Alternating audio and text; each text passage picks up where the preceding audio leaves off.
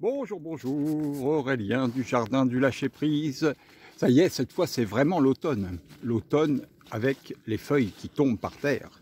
Évidemment, elles ne peuvent pas tomber en l'air. Donc, elles tombent par terre. Lui, il n'est pas très en forme, le cornouiller, mais il n'est pas mort. Donc, j'ai enlevé les feuilles progressivement et puis on verra bien. Alors là, il est l'heure de faire des tas. Des petits tas, des petits tas et des petits tas de feuilles. Voilà, et chaque petit tas, chaque petit tas, je peux dire ça, vont rejoindre certaines parcelles du terrain pour couvrir les plantations dans certains cas.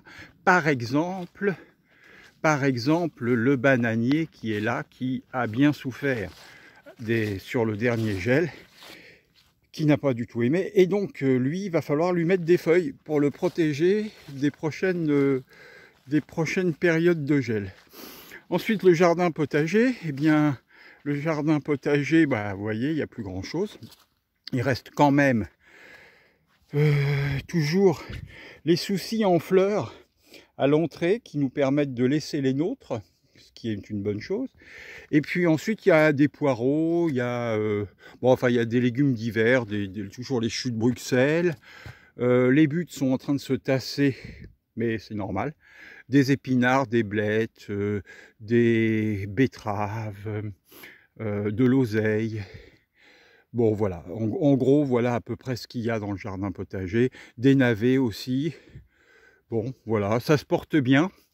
Mais bon, évidemment, c'est l'hiver. Donc, en fait, je vais recouvrir la quasi-majorité de toutes ces plantations de feuilles mortes pour, d'une part, que ça fasse du compost pour l'hiver prochain, enfin, pour le printemps prochain, et puis d'autre part, pour que l'on ait une couverture, un paillage, entre guillemets, de la végétation. La cuve, comme vous avez pu le remarquer sur la photo, n'est toujours pas bouchée, donc on ne peut pas la remplir d'eau. Mais je ne désespère pas, puisqu'en fait, le jacuzzi qui est là est plein à ras-bord, donc il y a 1000 litres d'eau à déverser. Et du coup, je vais déverser l'eau du jacuzzi dans cette partie-là. Bon, la terrasse, vous voyez, elle a été balayée et une partie des feuilles ont été mis dans le bac qui est à l'entrée, donc lui il est bien plein, il faudra le remplir encore un peu plus plus-tard. Et ici, une plante qui a vraiment besoin d'être couverte, c'est l'agapanthe qui est bien recouverte de paille. Et puis, de feuilles.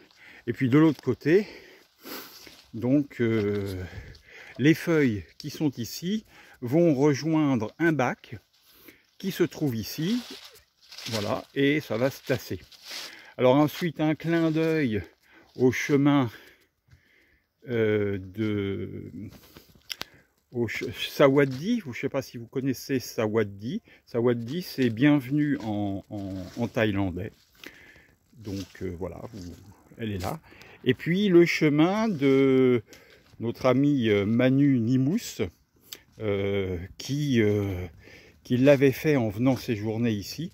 Bon, il a commencé le chemin et je suis ravi qu'il l'ait commencé, parce qu'en fait, il y a une chose qui est très importante, c'est qu'au jardin, il y a des manifestations qui se font parfois et qui sont particulièrement intéressantes. C'est-à-dire que là, on voit que le chemin, il a été commencé, et puis d'un seul coup,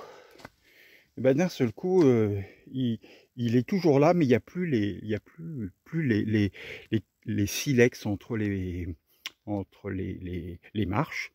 Et en fait, j'ai appris très récemment qu'il avait retrouvé du travail, et du coup, eh bien, son projet professionnel, qui est de créer une pizzeria ou un restaurant italien, eh bien, pourquoi pas, c'est peut-être le début. En tout cas, il faut y croire, et c'est que en y croyant et en étant positif dans sa tête, qu'en en pensant fortement que c'est le début d'une nouvelle vie, eh bien, cette nouvelle vie, elle commence par un petit pas. pardon. Et chaque petit pas fait que, en avançant sur ce chemin, eh bien, on arrive. En tout cas, moi, je pratique comme ça de plus en plus. Chaque petit pas nous permet d'arriver là où nous avons envie d'aller. Et parce que ça nous permet progressivement de rencontrer des nouvelles personnes, de pouvoir, sans attendre, c'est ça la difficulté, je crois, la plus grande difficulté, c'est de ne pas attendre un résultat, mais de se donner au maximum dans ce qu'on fait pour pouvoir être heureux et se satisfaire de ce que l'on a, tout en gardant à l'esprit la vie de rêve que l'on aimerait. Voilà, je nous aime, je vous dis à très bientôt. Au revoir.